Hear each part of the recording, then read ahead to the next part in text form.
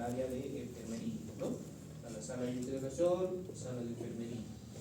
Y después pues tenemos propiamente lo que corresponde al pabellón quirúrgico, ¿no? Entonces ahí en el pabellón quirúrgico se hay diferentes áreas, ¿no? Desde el ingreso hasta la salida del paciente, ¿no? Ahorita vamos a ir viendo en detalle, ¿no? Entonces, ¿cómo vamos a definir a los ambientes quirúrgicos, ¿no? Como pueden ver, se define como el conjunto de ambientes, ¿no? Que proporciona facilidades necesarias para efectuar procedimientos quirúrgicos con eficacia y de forma pues, segura para nuestros pacientes, ¿no? Entonces esto antes no era tanto así, ¿no? Antes si han podido acudir a la primera clase de historia de la cirugía, pues se puede hacer una cirugía pues lo más maravillosa posible, pero lo que complicaba esa cirugía era pues el factor infeccioso, ¿no? Entonces no había esas normas de bioseguridad, de desinfección, esterilización, acecha, antisecha, que todo eso hacía que pues, una cirugía vaya mal prácticamente, ¿no? Entonces los ambientes quirúrgicos tienen esa característica, ¿no? Son lugares pues, donde la desinfección es pues, muy meticulosa, ¿no? Y más todavía en el pabellón quirúrgico, en los quirófanos como tal, pues tienen que cumplir ciertas normas de esterilidad, ¿no?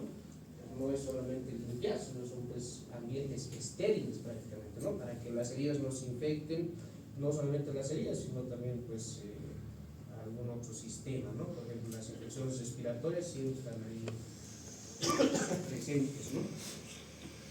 En cuanto a la ubicación, ya hablando esto en sí del pabellón quirúrgico, pues debe estar ubicado anexo a una unidad de terapia intensiva, es muy importante, ¿ya? Tanto a una unidad de terapia intensiva como a la unidad de emergencias tiene que estar muy próximo, prácticamente al lado del pabellón quirúrgico, o sea, los quirófanos, ¿eh? No tendría sentido tener, digamos, acá nuestro quirófano y tener la terapia intensiva de aquí a unas 2 cuadras, ¿eh? Entonces, el traslado mismo del paciente pues, es un factor de riesgo, ¿no? A veces son pacientes bastante delicados, pacientes que tienen que estar intubados, ¿no? Pacientes que están con una inestabilidad hemodinámica, entonces en el transcurrir de ese traslado puede hacer paro cardíaco y en medio pasillo no vamos a poder hacer maniobras de reanimación, ¿no? Entonces tiene que estar próximo a una unidad de terapia intensiva y a una unidad de emergencia, ¿no? Es muy lógico esto, ¿no? Tiempo, la distancia que tiene que ser mínima para que transcurra para llevar a hacer la operación. Entonces, también en algunos hospitales grandes, hospitales de tercer nivel, cuarto nivel de especialidad, sobre todo donde se practican cirugías, vamos a decirlo así, de tumores, es muy importante que esté contigua a la unidad de anatomía patológica, ¿no? Porque hay tumores de que pese a los estudios que nosotros hacemos de tomografías, resonancias, todo lo que quieran, no se sabe la estirpe, ¿no? No se sabe si es benigno o maligno. Entonces, pues los cirujanos muchas veces optamos por hacer una biopsia por congelación, por ejemplo, ¿eh? ¿Eso en qué consiste? En tomar una pequeña muestra en la cirugía del tumor, eso lo mandamos a la unidad de patología, hacen un estudio, un escaneo rápido y eso nos define si es benigno o maligno, ¿no? Y en base a eso vamos a continuar con nuestro proceder, ¿no? Puede ser una resección amplia, con órganos vecinos incluso de que tengamos que sacar, o puede ser únicamente sacar el tumor, ¿no? También si es benigno o maligno. Entonces, por eso la importancia de pues, que esté contigua también una unidad de patología en hospitales grandes, ¿no? Entonces, eso ya lo vamos a ver en la práctica también en el hospital, cómo está esa distribución, ¿no? Si realmente estamos al ladito de terapia intensiva, si es fácil el acceso a la unidad de emergencias o no, ¿no? Entonces, un poquito delimitando el acceso, sobre todo al personal, ¿no?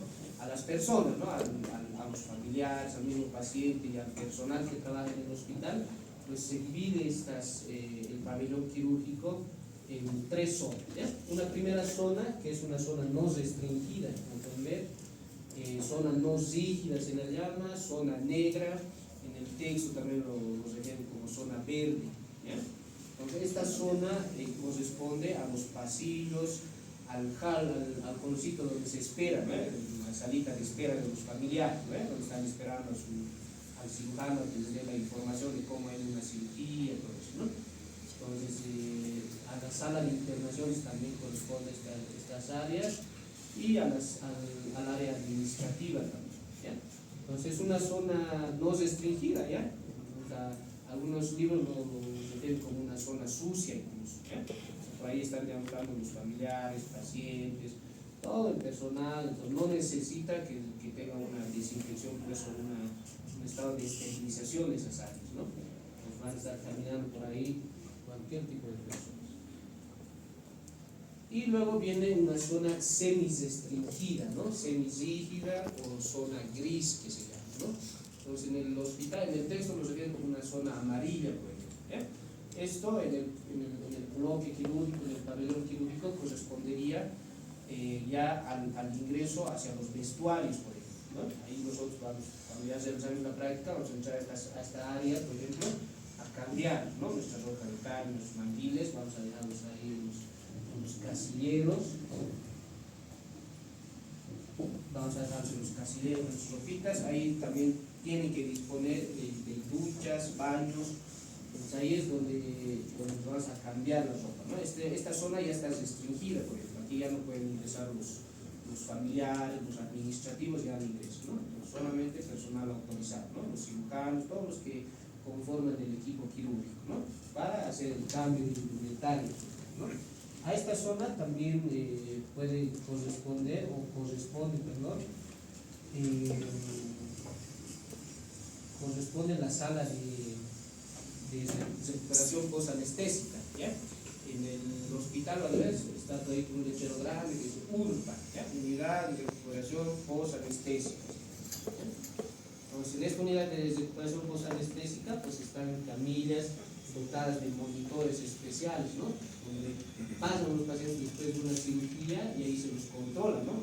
Se los puede controlar una hora, 2 horas, dependiendo de la complejidad de la cirugía, y ahí pues el paciente tendría que mantenerse pues con una estabilidad hemodinámica para poder pasar recién a su sala de internación, ¿ya? Si se evidencia, si el personal que está ahí a cargo, que son pues la mayor parte de las veces personal de enfermería, ve alguna alteración en la dinámica, en la hemodinámica del paciente, entonces de inmediato da parte al anestesiólogo.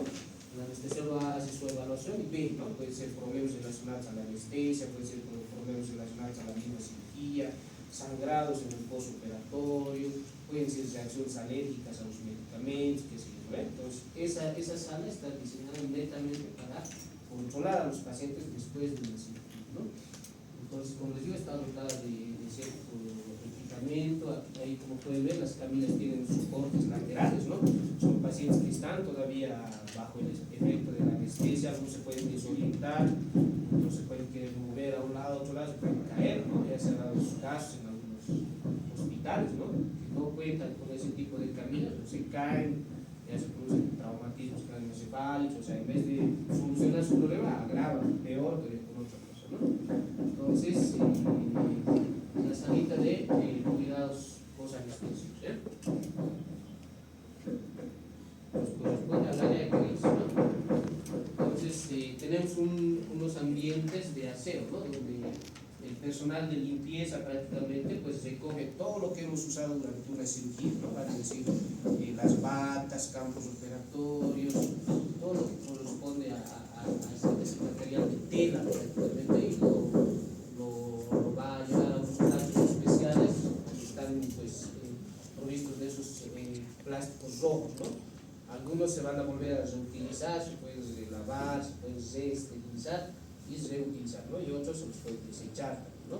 Hay un área donde pues la instrumentista, la enfermera se dedica a hacer el lavado del instrumental quirúrgico que hemos utilizado, ¿no? Entonces es un área de limpieza, ¿no? Del material que hemos utilizado en la cirugía. Nos corresponde también al área semicirúrgica, ¿no? Ya. Entonces en el libro nos habla de una zona intermedia, por ejemplo, ¿ya? Que daría paso, digamos, a la zona restringida como tal, ¿no? Esta zona intermedia es para el traslado de una camilla del paciente a la camilla del quirófano, ¿ya? O sea, el paciente que se va a operar, cirugía programada o cirugía de emergencia, viene bien sea de emergencias o bien de su sala de internación al pabellón quirúrgico, entonces su camilla de su sala, ¿ves? Y ahí una vez que está en las puertas del quirófano tiene que pasar a otra camilla. Tiene que pasar a otra camilla, ¿ya? Que es una camilla especial, es una camilla pues estéril prácticamente, que corresponde al quirófano. Entonces ahí se hace el traslado del paciente, es una zona de transición, la llama eso en Lima, ¿ves? Un área de transición. Entonces ya en una camilla estéril pasas recién hacia el quirófano, hacia su procedimiento quirúrgico, ¿no? Y después, ya una vez adentro en el pabellón quirúrgico como tal, pues tenemos estas zonas restringidas, ¿no? Zonas rígidas. Aquí es un poco confuso, aquí no es zona blanca, por ejemplo, ¿no? A todo el pabellón quirúrgico, pero en el libro la zona blanca corresponde al quirófano como tal, ¿ya? Es un poquito mejor lo del libro, ¿ya? La zona blanca corresponde al quirófano como tal. Y esta zona, todo el pabellón quirúrgico, donde están varios quirófanos, ¿no? Pueden ser de diferentes especialidades. Quirófano de ginecología, quirófano de traumatología, de neurocirugía, de cirugía general, de cirugía pediátrica, qué sé yo, ¿eh? Los diferentes hospitales cuentan con diferentes números de quirófanos ahí en el bloque quirúrgico, ¿no? Entonces, a todo eso, donde está además el área de esterilización, y algunas veces ahí también está metido la área de recuperación posanestésica, a todo ese conjunto se lo considera una zona roja, por ejemplo, según el libro, ¿eh? Según el libro, todo eso es zona roja, los quirófanos, la sala de esterilización, el área de lavado de manos, todo eso es zona roja. Y el quirófano como tal, la salita de operación, esa sería el área blanca, ¿ya? Pero toda esa zona es una zona restringida, ¿ya? Es una zona donde pues, sí se requieren métodos de esterilización y desinfección pues, muy rigurosas, ¿ya? Entonces ahí incluso, ahorita como vamos a ver, pues todo eso tiene ciertas características físicas, ¿ya? No es una construcción hecha así al azar, ¿ya? Entonces, ¿se entiende, no? Hasta acá. Bueno, en esta área roja, en esta área restringida, también está pues algunos ambientes donde guardamos, como pueden ver, ahí todo lo que corresponde a los paquetes quirúrgicos, ¿no? Entonces eso tienen que irlo conociendo también, ¿no? Todo esto son los paquetes quirúrgicos. ¿En qué consisten los paquetes? Hay paquetes para diferentes cirugías, ¿no? Hay para cesáreas, cirugías pequeñas, cirugías grandes, cirugías laparoscópicas. Entonces ahí lo que está metido es pues material de tela, vale decir, desde las batas que van a vestir los que van a participar en la cirugía, el equipo quirúrgico, están ahí los campos operatorios que vamos a requerir para hacer la cirugía, están las compresas, las gasas afiltradas, todo lo que corresponde al material de tela para el tratamiento, ¿no? En esos paquetes. Y otra cosa muy diferente son las cajas de instrumental quirúrgico, ¿no? Que también está distribuido dependiendo de la cirugía que se vaya a realizar y la complejidad, ¿no? Cirugías pequeñas, hay equipos de curación y equipos ya para cirugía especializada, ¿no? Diferentes especialidades, puede ser neurocirugía, traumatología, diferentes especialidades, ¿no? Las cajas son cajas específicas, ¿no? Entonces hay un área de almacenamiento de todo ese material, hay un área de almacenamiento del equipamiento también, ¿no? De las máquinas de anestesia, equipos de rayos X portátil, equipos ecógrafos, tenemos ¿qué más? Diferentes tipos de equipos dependiendo de la especialidad también, ¿no? Entonces, todo eso corresponde al área restringida, ¿no? Dentro del pabellón quirúrgico. El área de lavado de manos también, ¿no? Es muy importante, es un área pues, estéril, y pues donde procedemos a lavarnos las manos con un lavado quirúrgico, que eso también es una práctica prácticamente, ¿no? Es un tema, ¿ya? De la práctica que vamos a ver, es un segundo tema, vamos a pasar para la subsiguiente clase, todo lo que concierne al lavado de manos clínico, lavado de manos quirúrgico, todos los tiempos y cómo tiene que procederse, ¿no? En el lavado de manos, ¿ya? Es el segundo tema de la práctica.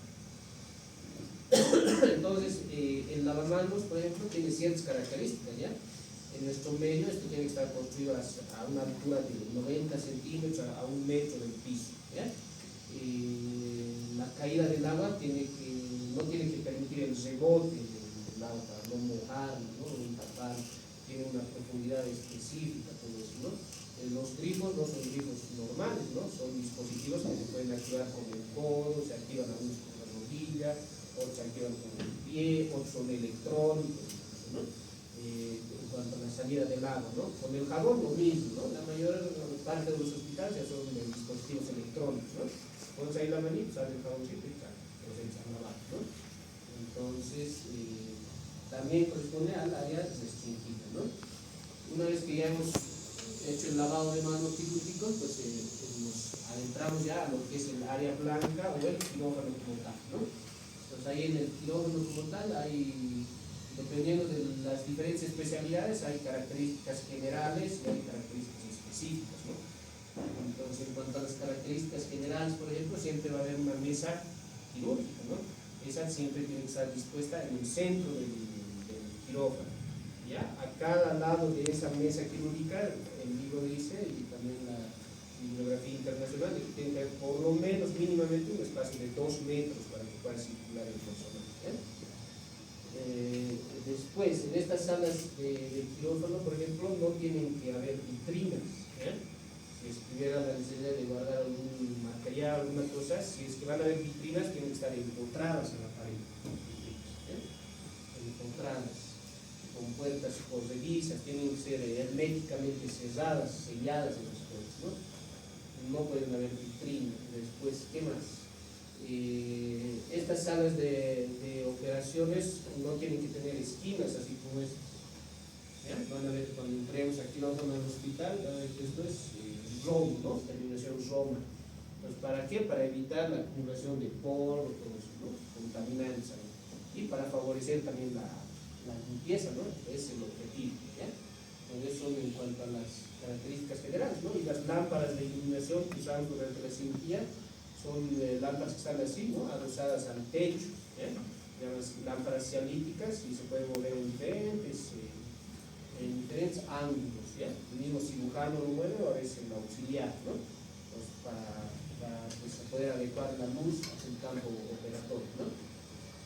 Después, pues estas salas de operación o el quirófano está dotada de otro material, otro equipamiento que son las mesitas, ¿no? Las mesitas de mayo, pues las mesas de riñón, las mesas de pastel, o sea que son mesas auxiliares para que utilice pues, la instrumentista, como pueden ver ahí, ¿no? Hay una mesita de mayo, por ejemplo, donde ya está puesta el instrumental, ¿no? Son mesas que siembra y eso en todos los quirófanos, ¿no? Después el quirófano tiene que estar dotado de oxígeno central, ¿ya? Entonces el oxígeno no puede ser en balones, ¿no? En los tubos que hay. Tiene que ser de oxígeno central. El sistema de aspiración también tiene que ser de aspiración central, ¿ya? Entonces eso algunas veces en nuestro medio sobre todo no se cumple, ¿ya? Van a ver en otros hospitales, sobre todo en el segundo nivel, ya en el área privada, algunas veces siguen manejándose los balones, ¿no? Entonces eso no es adecuado, ¿no? Son balones grandes, pesados, ya ha ocurrido también alguna vez por una mala manipulación, pues de que al caer accidentalmente sus balones, pues se lastima el mismo personal, pueden lastimar al paciente. Entonces lo ideal es que el quirófano prende con oxígeno central, ¿ya? Y la aspiración también tiene que ser central. Entonces, en cuanto a la mesa de operaciones, pues aquí tenemos algunas características de las mesas de operación. Comúnmente es universal, ¿no? Para todas las cirugías es prácticamente una mesa, que esta mesa sí tiene varias características, ¿no? Tiene que ser estable, confortable, tiene que ser de fácil acceso para el cirujano, tiene que permitir una limpieza fácil, su transporte también tiene que ser fácil, ¿no? Está dotado de rueditas, entonces, pero esas rueditas tienen una estabilidad muy precisa, ¿ya? O sea, la tiene que poder usar para hacer radiografías intraoperatorias, ¿no?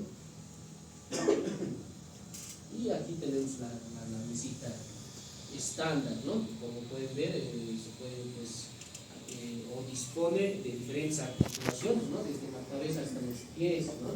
Se puede ir desarticulando, incluso algunas de esas se la puede poner en forma de sillón, pues, para las diferentes posiciones que vamos a requerir con el paciente, ¿no? Incluso las pierneras se las pueden deprimir, así como pueden ver en la imagen de abajo, o se se las puede sacar las pierneras para poner en posición ginecológica al paciente. ¿Ya? Entonces acá tenemos, ¿no? Es de mando electrónico esto, ¿no? Entonces, con un mando electrónico se puede ir poniendo en la posición, ¿no? Se los puede adicionar, o se puede adicionar a estas mesas ya aparatos de tracción, ¿no? Cirugía traumatológica, ¿no? De traumatología, diferentes elementos de tracción para los miembros superiores e inferiores. Podemos ir adicionando pues apoyabrazos, ¿no? Entonces ahí está la mesita, podemos adicionar un apoyabrazos para que le pongan ahí el suerito y ahí esté entrando, ¿no? Suero, puede ser plasma, puede ser sangre, si es que no lo tienen paciente, ¿no? Se le puede adicionar ahí un trípode incluso, muchas veces ahí en la mesita, ¿no? Lo que les decía, ¿no? Podemos sacar los soportes de las piernas y colocar las pierneras para colocar en posición ginecológica, ¿no? Entonces a los costados está dotado de esos dispositivos para poder adicionar todo esto, ¿no? Pues ven cómo se va quebrando en sus diferentes posiciones la mesa para poder pues en una posición adecuada dependiendo de la cirugía, ¿no? Aquí para poner los soportes del brazo, como les decía, ¿no? Como les mencionaba. Pues eso puede tener diferente apertura, ¿no?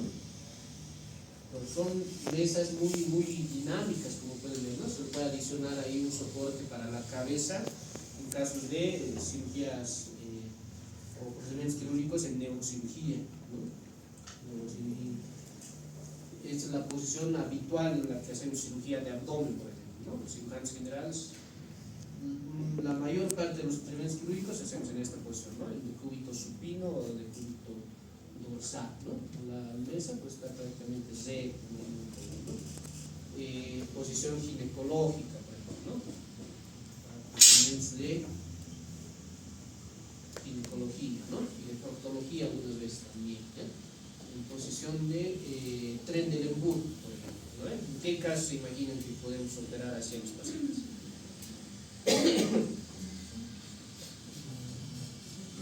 En casos de urgencia, ¿no? Accidentes de tránsito, por ejemplo, ¿no? Vienen pacientes choqueándose, nosotros necesitamos asegurar un buen flujo de sangre hacia el cerebro, ¿no? Entonces el paciente se está desangrando hasta que nosotros encontremos dónde hay el problema en el abdomen y paremos la pila prácticamente, pues tenemos que asegurar con esta posición, ¿no? Y la adecuada perfusión en el cerebro, ¿no? Otra posición en el decúbito lateral, por ejemplo, ¿no? Donde tenemos que poner algunos prácticamente unas almohadillas a las rodillas, ¿no? Esas cirugías de neurocirugía, cirugías de tórax son cirugías bastante prolongadas, ¿no? Entonces si nosotros lo tenemos así, chocando rodilla con rodilla al paciente unas 4 horas, 6 horas, se van a hacer úlceras, ¿no? Se van a hacer heridas, entonces por eso tienes que poner esos dispositivos adicionales, ¿no? Esas almohadillas, almohadones, qué sé yo, ¿no? Que hay ya pues específicos para quirófanos, ¿no? Acá por ejemplo está al medio, está amasado con una cinta, una tela, una gasa, ¿no? Eso ya no se usa, por ejemplo, hay unos espaldares específicos que se adhieren ahí a los soportes laterales, ¿ya? Otra posición, ¿ya? Aquí desde atrás en la misma posición, ¿ya? Aquí debajo de las axilas también tenemos que proteger. Por la humedad igual se puede provocar fricción, se pueden hacer heridas, ¿no? Protegemos rodillas, protegemos las flexuras y las áreas de prominencia, ¿no? Para que no se produzca un accidente, ¿no? Pues ya tienen que irse familiarizando, ¿no? No es una sola posición en la que se operan los pacientes. Dependiendo de la cirugía, dependiendo del órgano que se va a operar, hay diferentes posiciones, ¿no? Es una posición de sentado, por ejemplo, cuando aplican anestesia raquídea, ¿no? En cesárea, en cirugía de hernias inguinales, por ejemplo, es bien común este tipo de anestesia, ¿no? Puede ser raquídea, puede ser epidural, ¿no? Peridural, la que haga conveniente la anestesia, ¿no? Cirugía de columna vertebral, por ejemplo, ¿no? Igual, se le pone al paciente en esa posición y con decir, las flexuras y las prominencias óseas bien pues, protegidas, ¿no? Porción de craneotomía, por ejemplo, aquí, otra porción de craneotomía, ¿no? Lo que les decía, el paciente se puede poner hasta sentado, ¿no? Por eso tiene esas características la mesa de operaciones, ¿no? Entonces, si no tenemos un adecuado posicionamiento de nuestro paciente, se pueden producir complicaciones, ¿no? ¿Esto por qué les doy el conocimiento? Porque ustedes en algún momento van a asistir a un procedimiento quirúrgico, ¿no? Sobre todo en la etapa del internado van a ser ayudantes, ¿no? Van a ayudar ustedes a la cirugía, van a estar como segundos ayudantes y algunas veces hasta como primeros ayudantes, ¿no? Entonces, si nosotros no sabemos desenvolvernos en quirófano, no sabemos un correcto lavado de manos, no sabemos vestirnos adecuadamente la bata, no sabemos vestir adecuadamente o calzar adecuadamente los guantes, ingresar al quirófano, cómo ingresar, cuándo, dónde posicionarnos, todo eso que vamos a ver en estas prácticas, y sobre todo una vez que ya estamos ahí adentro y no tenemos un adecuado posicionamiento de nuestro paciente, pues podemos generar complicaciones, ¿no? De tipo neurológico y no neurológico, ¿no?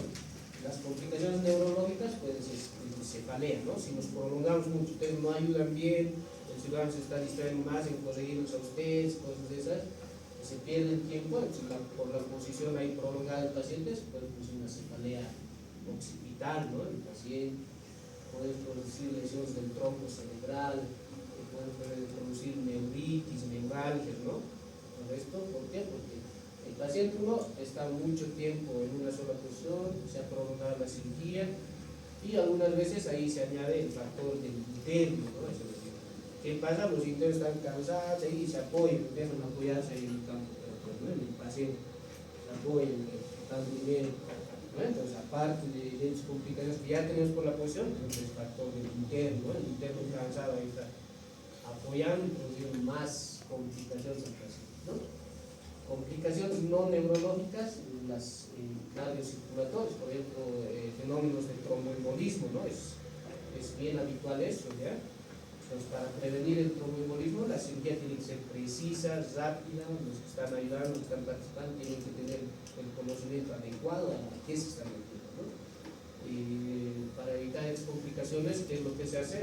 En la mayoría de las cirugías, pues, se hace vendaje de los miembros inferiores, ¿no? Van a ver eso en el hospital, a todos los pacientes que tienen cirugía programada de emergencia, les vendan los piecitos, ¿no? Con la finalidad de evitar el estancamiento, la éstasis venosa en los miembros inferiores y que se produzca fenómenos de embolia, ¿no? Se formen coágulos y eso va ya hacia los pulmones o hacia el cerebro, ¿no? Entonces, con esa finalidad se aplican los vendajes. ¿Qué más? Complicaciones respiratorias también se pueden, ¿no? A causa de la mala posición, un mal posicionamiento, está despertando el paciente de la anestesia, hace una arcada, hay un reflujo, digamos, del contenido gástrico, se lo puede tragar, se aspira y se hace una neumonitis química, por ejemplo, ¿no? Se complica, tiene que haber una adecuada posición, ¿no? Traumatológicas y tiene que, ¿no? Puede ocurrir igual, ¿no? Sobre todo con los ayudantes, como hemos visto acá en acá, por ejemplo, ¿no? Entonces ahí entra el ayudante y a posicionarse, digamos. Acá está su bracito acá, que este es el ayudante, pero sin querer el ayudante está desplazando ahí el brazo, puede producir lesiones del flexo braquial. Se ha dado muchos casos de eso, ¿ya? Por ahí aquí en la tulpa el cirujano y los ayudantes, ¿no? Todos entran en el baño, ¿no? Es que el ayudante ha hecho mal, se ha apoyado, va abierto el brazo, lesión del flexo braquial, ¿no? Ya no puede mover bien el brazo del paciente. Entonces a eso se refiere, ¿ya?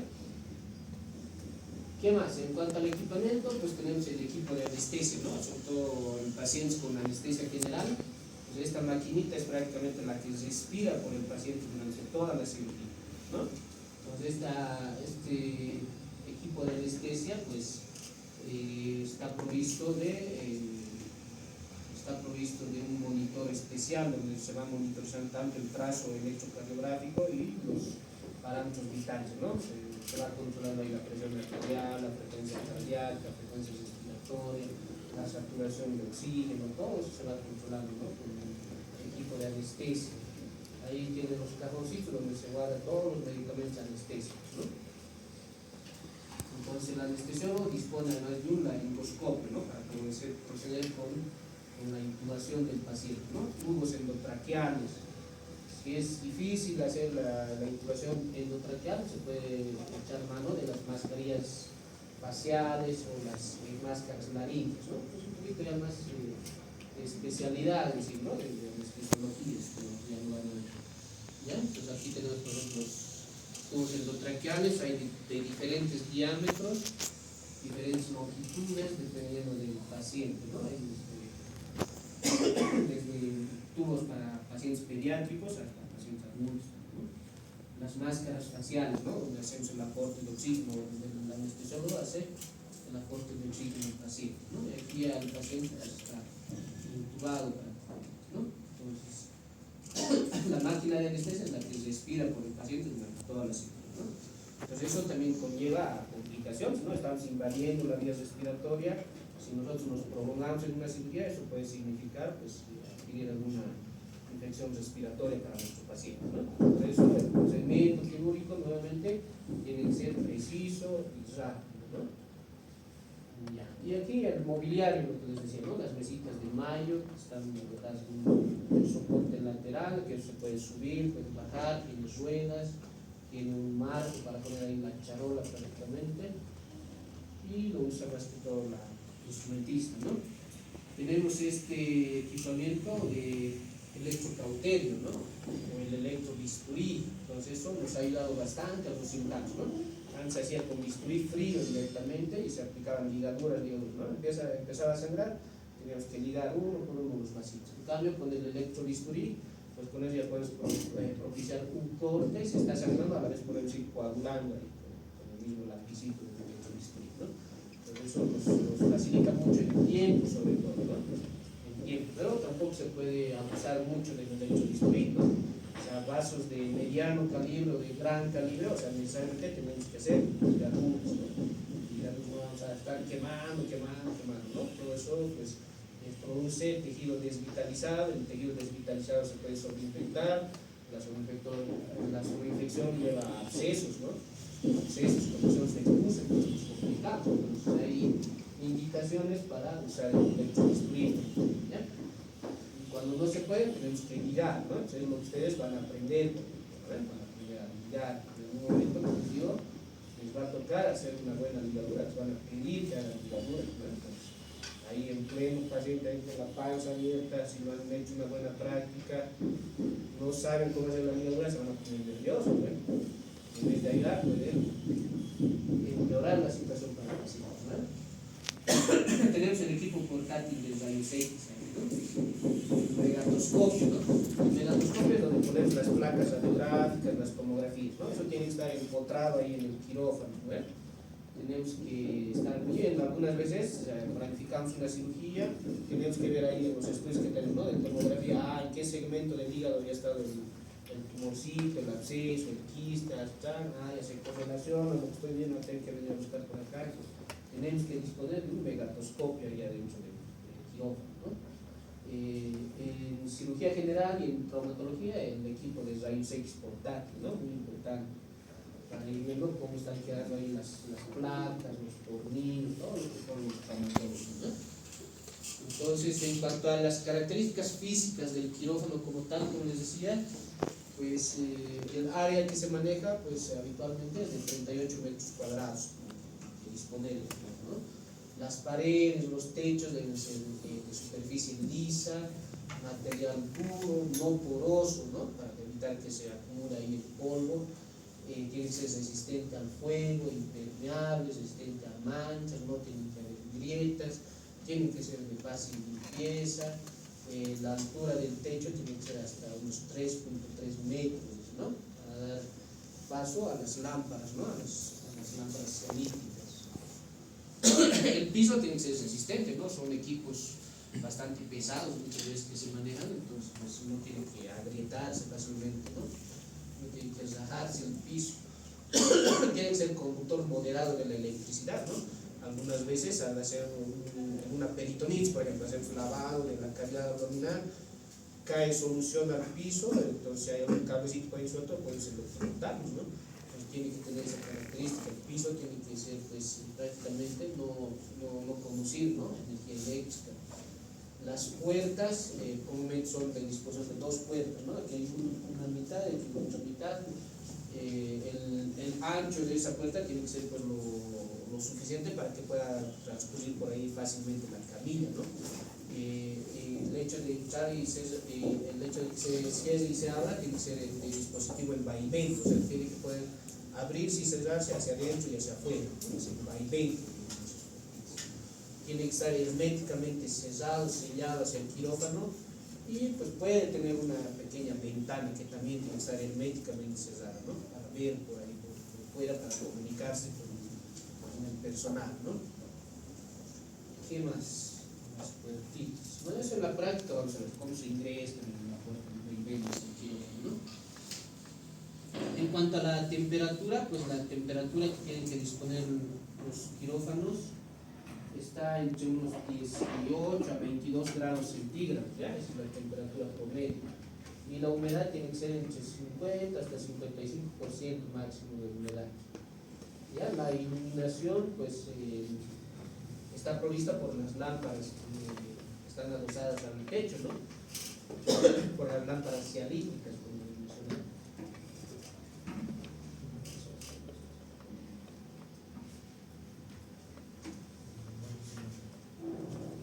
Entonces, las lámparas cialíticas son bien especiales, ¿no?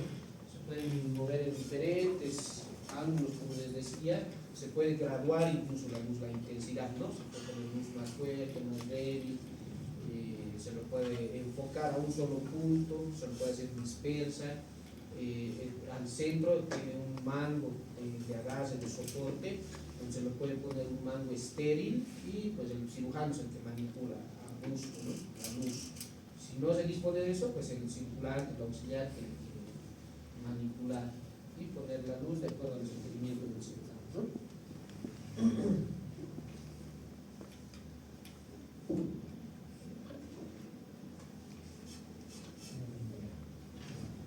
Es prácticamente eso en cuanto